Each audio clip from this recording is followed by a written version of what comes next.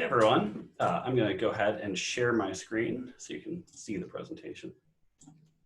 All right, how's that look? Lauren, all good there? Looks good. All right. Well, everyone, good afternoon.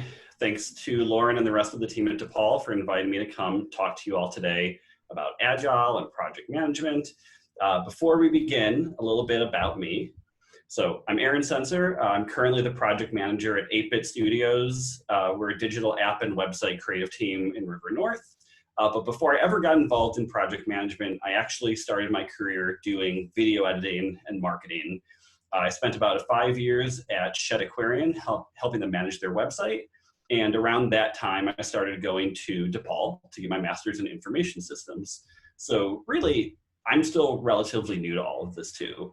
I'm still learning about project management as well, and I'm excited to be back with DePaul to share a little bit about what I've learned, kind of just cover the intro to Agile, especially looking at it not specifically in a software development framework, which is how it was originally made, but really it has applications across any type of project.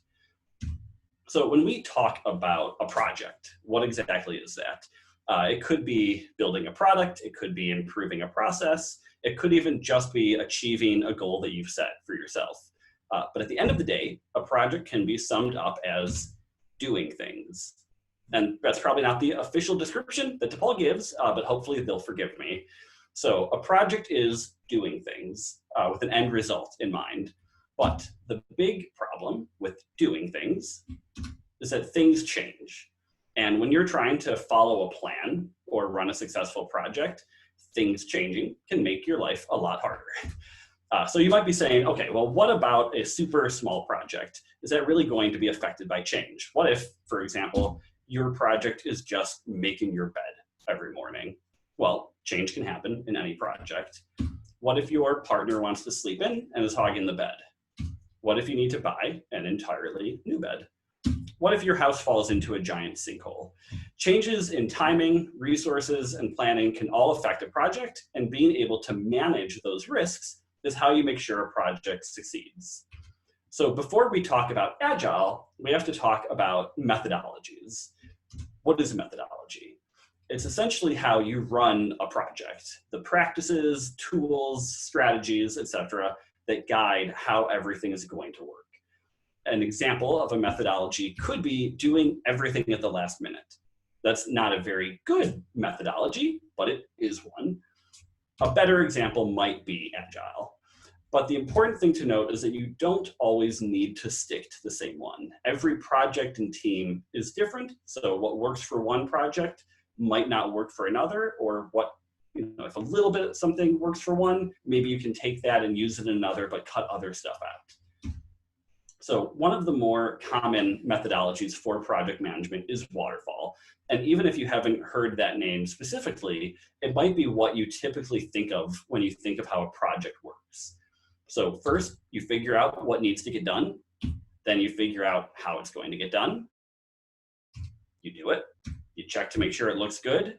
And then you do any follow-up work that comes with it. So let's say your project was creating a marketing campaign for a client. You figure out what you're marketing, you plan and design your promotion, you get it out to the customers, you track how well it does, and then you follow up maybe with an additional or a modified promotion. But again, the problem with doing things is that things change. And while waterfall is great when things don't change, it isn't very flexible if you need to change course. So maybe you start looking at your marketing data and you see that people find your awesome full screen pop-up ads incredibly annoying. Well, now you need to redo the design and implement it all over again. What if you get to the end of your campaign and you realize you completely missed a key element of your promotion? You essentially need to start the whole project over again. Maybe your client falls into a giant sinkhole and the project is completely scrapped. With waterfall, you don't really have a good way of pivoting and responding to these issues because any of the work you've done before is already done. It's set in stone. So making changes requires you to go back further and further to the step where the issue lies. Agile, on the other hand, helps you manage that change. So as I mentioned a little bit earlier, it originally started as a response to software development and the constant change and evolution of technology over the years. As technology continued to advance, software development teams needed ways to respond quickly to any new business requirements. For example, if it was going to take a team 3 years to build a piece of software, there was a really good chance that by the time they were done building it, the original business needs and requirements were already outdated. So they needed a way to be able, sorry, my Zoom is over there, there we go. They needed a way to be able to respond to change in real time throughout a project, not just at the end when everything was already locked in. So how does that work? To start, Agile lists 4 values that give a good overview of what is different with Agile. So first, individuals and interactions over processes and tools. For example, if you're building a presentation as a group, it's more important that the team is working well together, whether or not they're specifically using Google Slides or PowerPoint. Second, working software over comprehensive documentation. And this doesn't have to be software, just a working product in general. As we know, the point of a project is to actually deliver results. So if you're making a financial report for a client, for example, all of your background research isn't really helpful if you don't give them the actual report. In fact, being too focused on documentation can sometimes slow down getting the actual work done. Third, customer collaboration over contract negotiation. So the thing about contracts, they're important, but they also lock you into a rigid scope. So, from a legal and responsibility standpoint, that does make sense, but you can often get better results by actively working with customers throughout a project rather than just setting unchanging requirements at the start. And then finally, responding to change over following a plan. And this ties it all together, in my opinion. A plan is only as good as how well it manages change. The moment something happens that isn't accounted for, well, in the following the plan doesn't really help at that point if it's not written into the plan. Personally, when I look at these values, I think to myself, well, no one likes documentation or contract negotiation. It might feel a bit like they're saying, let's just get rid of the stuff that we personally don't want to do. And in a way, it is. A goal of Agile is to look at old assumptions about projects and flip them on their head in order to facilitate a better work structure. So beyond the 4 Agile values, there are 12 core Agile principles, but we are not going to cover all of them. We've only got less than half an hour, and reading through a list of 12 items would probably be kind of boring. So instead, I want to start by looking at the first 3, which I think do a great job of emphasizing what makes Agile unique, especially compared to waterfall. So these are early and continuous delivery, not waiting until the end of a project to actually look at your progress. Welcoming changing requirements, and that's kind of goes back to everything I've been saying. Change is okay, and being able to account for change is how you can have a successful project. And then delivering a working product on a shorter time scale. And when we say a short time scale, we're talking about a few weeks. But that phrase working project was something that I kind of get stuck on. It doesn't necessarily mean that you're 100% finished with the whole project in just a few weeks. I like to think of it like writing a novel. You don't just write the entire book and then publish it right away. You have multiple early drafts, rounds of user feedback, working with an editor, unless you're someone like Dan Brown, who I don't think has ever heard of an editor. I like to think of it as what is the least amount of work you can do in order to have something substantial enough to gather meaningful feedback. And this is probably the only time you're going to be told that you should be doing the minimum amount of work. So this could be as small as a template or a mock-up or a rough version of what you're working on, but you want to be producing work on a consistent timeline that you can then look back and use as a marker for the project's overall progress. So why do you want to do that? Well, because things change. If you're delivering smaller chunks of a project continuously and on a shorter time period, then you're going to catch any changes earlier and with less work that needs to be redone. It's a lot easier to make changes while you're still in the middle of a project than if you were already wrapped everything up. Ideally, you should be getting feedback multiple times throughout a project. So a lot of what I've said so far is probably a bit too theoretical. It's great to say, oh, just deliver a working product every few weeks and keep getting feedback. But how do we actually implement this in practice? So one method that you see a lot of in Agile projects is the idea of running iterations or sprints throughout the project. Essentially, a sprint is a single time-boxed work cycle of just a section of the project. It's usually about 2 to 3 weeks, but that could change based on the project. And really what that means is that you're going through a full cycle of work on a short, consistent basis where you only focus on one element of the project. So let's say you were designing a website, for example. An early sprint might just be for the homepage layout alone, and you're only working on that within that time box period. So if you look at that cycle, it actually does resemble the waterfall flow in a way, but all curled up into a single loop. You still go through the planning, design, and review processes, and at the end of that single sprint, you end up with a draft design of that page. You can then, as a team, end the sprint and look at what worked and what didn't work and make changes for the next sprint. So really quickly, just one thing that I'll cover myself is technically the idea of a sprint is part of Scrum, which is part of Agile. But for the sake of time, we're not going to get into some of the terminology complexities there. Just know that Agile as a whole doesn't need to involve sprints, although you do often see them tied together to the extent that I think it's important to talk about them. So going back to sprints, let's dig into that idea a bit more. Essentially, you can divide a project up into a series of bite-sized tasks, like a to-do list, that all collectively need to get done, and that is going to be your product backlog. And then in each sprint, you take a few of those and only work on those tasks. When a sprint is done, those specific tasks are completed, and in that way, you're incrementally building up to your larger final goal. So here's a more specific example. Let's say your project is studying for an exam. The product backlog could be everything that you need to know. And then in each sprint, you just take a section of that, maybe organized by chapter or topic, and you just focus on those questions. Theoretically, by the end, you'd have covered everything and you'd be ready for the exam. But one of the key distinctions here between this and, say, a waterfall project is that it's a repeated cycle happening throughout the project.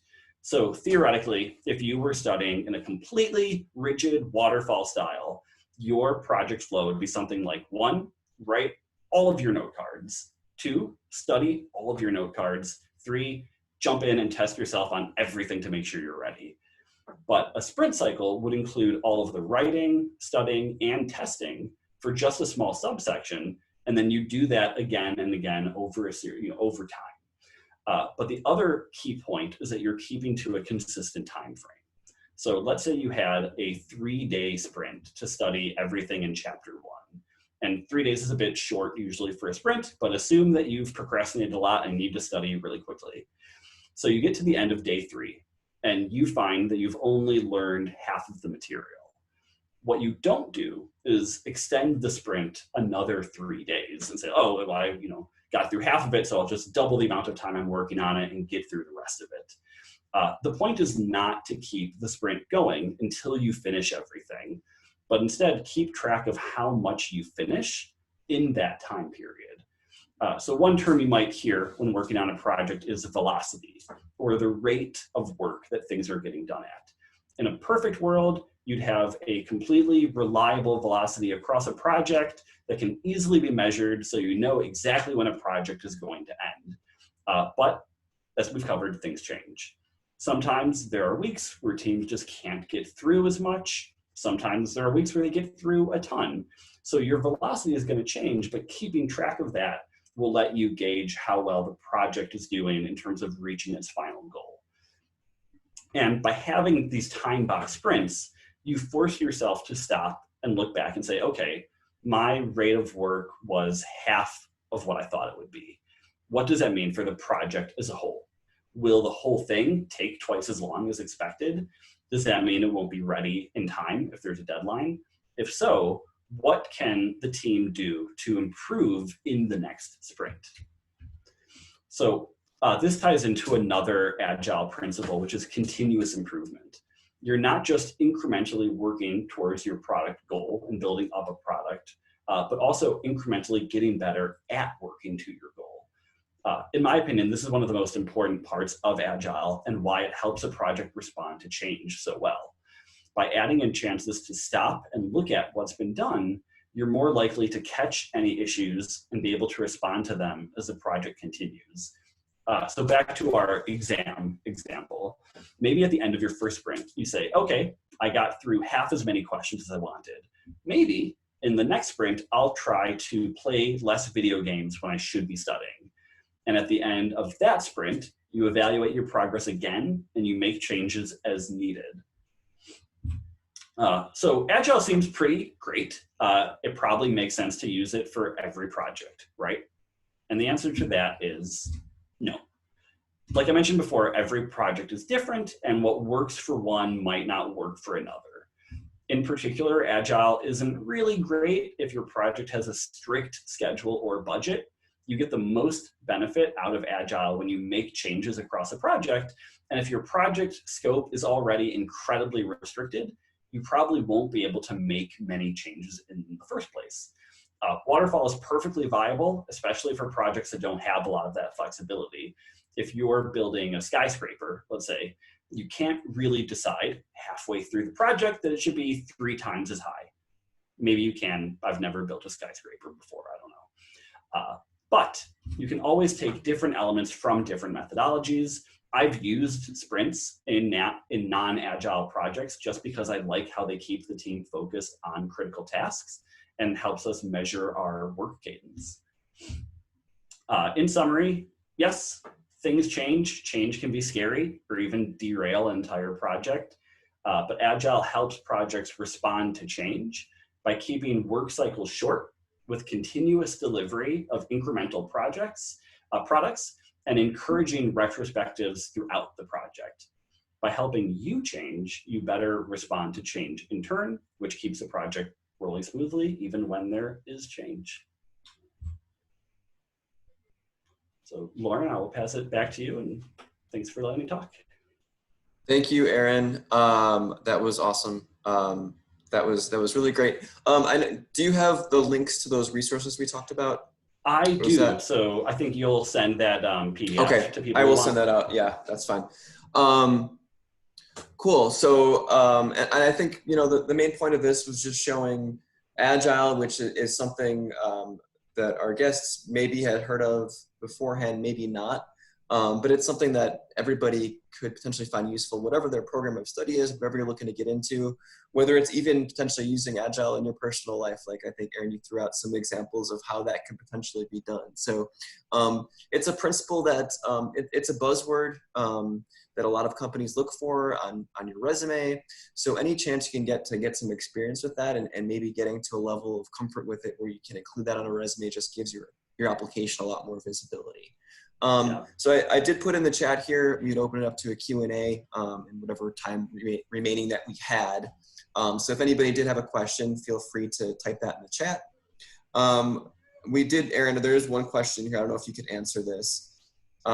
If this is by Fatai, I'm sorry if I'm pronouncing your name wrong.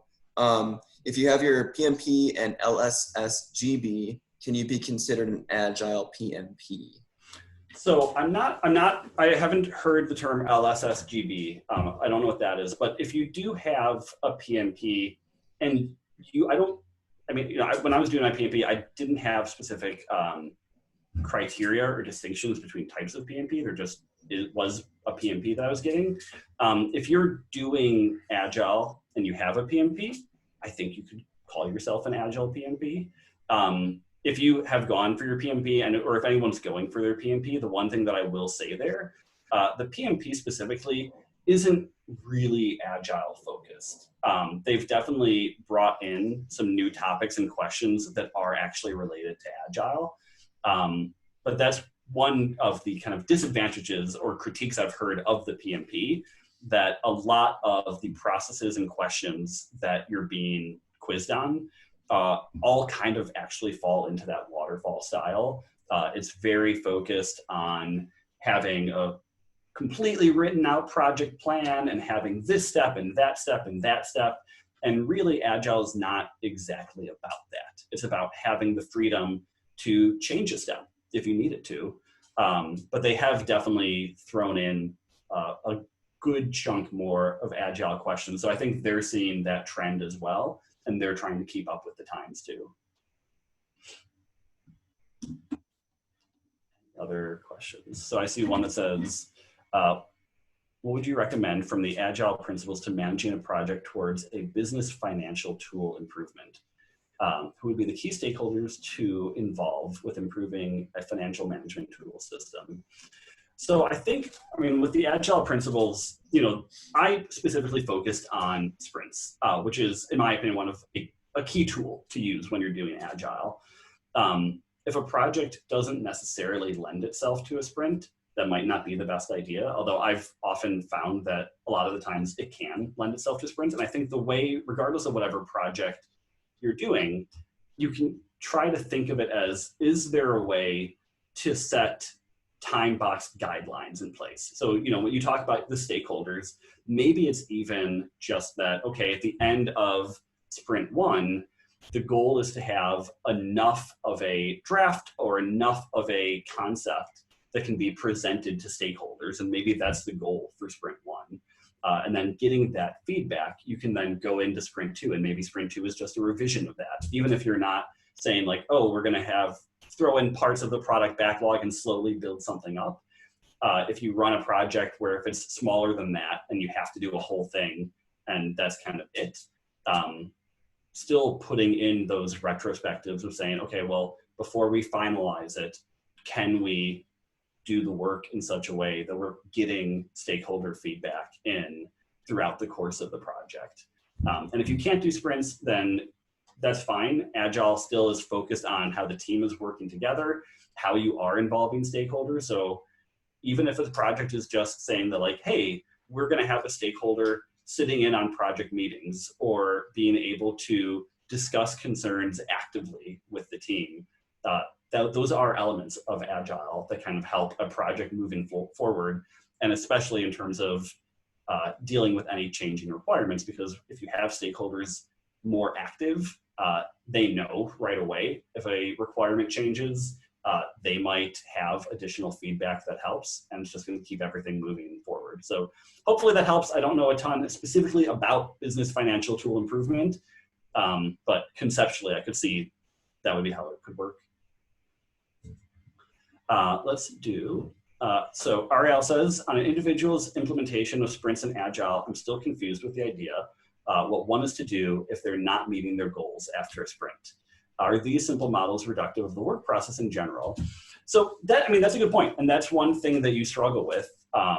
You might be on a project and you say, okay, well, this is the goal of the project. So we're gonna set up sprints. And it might be after that first sprint, you say, oh, we're not going at the rate we expected to go on at all. And the one thing I'd say to that is that in a truly Agile project, there actually isn't really as much of a deadline. Like in a fully, truly Agile project, the team has the flexibility to keep running sprints and keep innovating and keep deciding what the next sprint should be on. It's a constantly evolving and changing process. But that's, in the real world, most projects have some sort of restriction. They have budget restrictions, they have timeline restrictions. And in that case, the helpfulness of the sprint, even though it is a little bit reductive to just be like, oh, we're gonna plan 5 sprints over the course of this project, and at the end of sprint 5, we're done. The goal is that by tracking that and getting those retrospectives and analyzing that, you might be able to step in with new resources that are needed. So if, for example, you're working on a project and you finished sprint 1 or 2 and you said, okay, our velocity is way lower, maybe there are levers you can pull. Maybe you can bring in another team member to speed things up. Maybe it's just a matter of saying, you know what, what's more important, the scope of what we need to do or the timeline that we have to hit? And if the scope's more important, maybe you push the timeline. If the timeline's more important, maybe you start taking requirements out of the project. Because at the end of the day, if there are issues with a project, which there usually are, something is going to have to change. There's going to have to be some give and take. And running sprints, just as a framework, helps you find those levers that need to be pulled, or kind of those sticking points, quicker, in my opinion. So I'm not sure if that helps, but that's kind of why I sometimes use sprints even in not really fully agile projects, just because it's helpful to have that trackability. Great. Thanks, Aaron. It looks like we're not getting any more questions, and that's okay because we're running a little bit short on time. I just wanted to, at the end, say we will be sending this recording. We're going to upload it to YouTube. We will be sending a YouTube link to every student that registered and attended, as well as links to a couple of additional resources if you do want to take some next steps in learning about Agile and how you can implement it on any of your own projects now or in the future. We'll be sending some information on that too. Before we wrap up, I am going to send out an exit poll. This just allows us to figure out what we're doing right, what we're doing wrong, how we can improve next time, and just make sure that we are providing services that you, the student, needs and find relevant. So if you don't mind taking just a quick second to fill that out, greatly appreciate it. Aaron, I again wanted to thank you so much for your time, for coming back and doing this today. If anyone has other future questions, I think Lauren sent out my LinkedIn. Please feel free to connect. Always happy to talk with people, chat about project management. If you have any questions or need help or anything, I'm always happy to help. And we'll stay on for a couple more minutes here. Oh, I had a quick question, Aaron. You know those 12 principles of Agile? I know we only kind of talked about 3 of them. Are there any others that, I don't know if you can go back to that slide, but are there any others that you feel are particularly relevant or could be particularly relevant to a non-software developer? So some of them I didn't cover just because, in my opinion, they're a little kind of not obvious, but at least to me. So for example, and can you see all of them right now? Yes. So an example is, like, for example, the best way to communicate is face-to-face conversation is one of the core Agile principles. I mean, maybe some people would disagree with that. In my opinion, I think that makes sense to me. I don't necessarily think that needs to be covered, but I mean, it is true. I think you do see people across any project fall into talking on Slack or talking just through email. And I mean, we are in a unique situation in the world right now where it's a little bit hard to always have face-to-face communication. But I've directly seen just noticeable improvements just in communication when you are talking in face-to-face. So I would say that even though Zoom isn't always the best, some issues with it, I find that it is much more helpful to actually just take the time, get on a call, talk with people, because you are going to catch a lot of things that might get missed when you are just talking via Slack. So Slack's great for quick things, but I really do think that larger decisions should all be done face-to-face. And then one other thing that I actually really like is number 10, simplicity is essential. I think that's something that you often hear people say, KISS, keep it stupid simple, keep it simple stupid. But really, like, it's so important to always be thinking about how can this be simplified? And that doesn't mean how can this be dumbed down, but how can, if you're working on something, lots of times we have an idea and we think, great, this idea works, I like it, let's go for it. But just because it's your first idea or even your second and third and it sounds great, doesn't mean that it can't be improved. And you should always be thinking, is this the best way to do it? Is this the most simple way? Are there any requirements that we can pare down? Are there different ways that we're creating something that can be streamlined? Because running a project is a constant battle of balancing resources, and complexity is always going to take up more of those resources. So wherever you can keep things simple is going to have kind of compounding effects across the project. So those are 2 that I think, even though they seem a little less technical, I think that they really are kind of core ideas that do impact a project heavily. Yeah, I think something you kind of reiterated a few times throughout the presentation, a lot of these are really, common sense principles, and Agile just seems like a common sense methodology that's dressed up in some technical language. And I don't mean that to say that to belittle Agile at all. I think it's a great principle. It's just, it makes you think of a project in a different way, in a more common sense way that I think some other methodologies don't allow for, don't allow that flexibility for. So again, I think that's what we want to talk about with students, and just let them know how you can really implement this on so many different things that are not necessarily technical, quote unquote, projects. Yeah, I think the key. Yeah. All right, I was just gonna say, I think the key thing is that Agile is focused on how you're working, not what you're making. And a project is to do something, but Agile is saying, yeah, you know what? The focus, you'll get that thing done. The best way to get that thing done is by explicitly looking at how you are doing it and going from there. Mm-hmm. And I think that's a really good place to end it. Again, Aaron, thank you so much for your time. Thank you. Again, to everyone that's listening and attended today, I appreciate your time and the great questions we got. On Friday, we'll be doing another one of these skills labs on Excel. You can register for that in Handshake if you haven't already. It should be really good. We'll be sending via email recordings for this presentation as well. So if there's anything you missed or any slides you didn't see, we will be sending all that stuff out too. Everybody have a great day. Take care, stay safe, and try to get out and enjoy the weather if you can. Bye-bye.